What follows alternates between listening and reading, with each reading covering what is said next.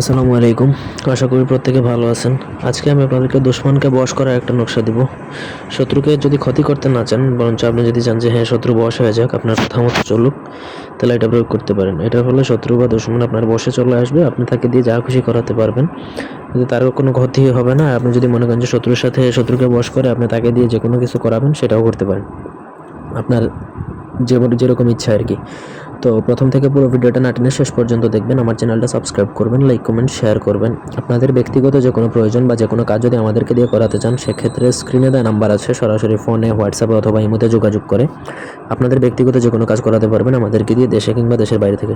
এটা ইবলিশকা কিতাব একটা, সেই কিতাবের নকশা। তবে বাংলাতে দেওয়া আছে, এটা সবার জন্য সুবিধা, প্রত্যেকে এটা লিখতে পারবে। তবে এটা লেখা লাগে ভোজপাতার মধ্যে এবং লিখতে অরিজিনাল কস্তুরীর কালি দ্বারা। এই ধরনের কালি যদি আমাদের থেকে নিতে চান, আপনাদের কাছে না থাকে নিতে পারেন। তবে সেক্ষেত্রে ফুল অ্যাডভান্স, আমি কোনো ক্যাশ অন ডেলিভারিতে এগুলা বা কন্ডিশনে এগুলো দিই না। অথবা আপনি কোথা থেকে কালেক্ট করবেন এটা আপনার ব্যক্তিগত ব্যাপার। নিয়মে যেই কালির কথা বলা থাকবে, যে ভোজপাতার কথা বলা থাকবে, সেগুলো আপনার ম্যানেজ করতে হবে, আদারওয়াইজ এটা হবে না।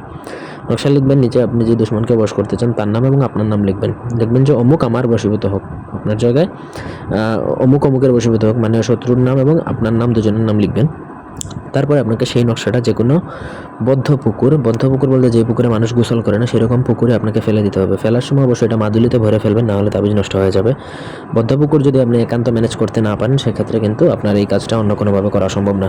জিন চালান দিয়ে যদি শত্রু বশ করতে চান, সেক্ষেত্রে আমাদের সাথে আলাদাভাবে যোগাযোগ করতে পারেন, কারণ সেটা জিন সাধনার বিষয়।